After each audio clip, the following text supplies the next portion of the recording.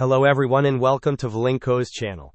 In today's video, I will show you how to fix the issue where sleep mode is not working on your Windows 11 computer. And now let's get started.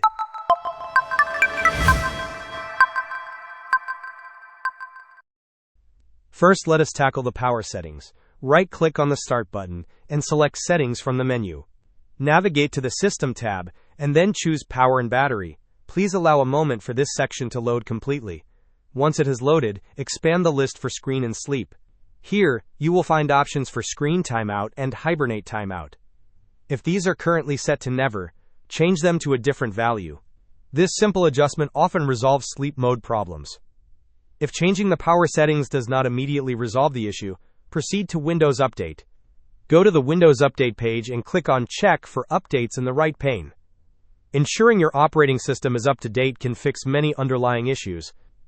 Next, we will perform a system file check. Search for Command Prompt in the Windows search bar. Right-click on the Command Prompt search result and select Run as Administrator. In the Administrator Command Prompt window, type the command sfc/scannow and press Enter. This command will scan your system files for corruption and attempt to repair any issues it finds, which can often be the cause of sleep mode malfunctions.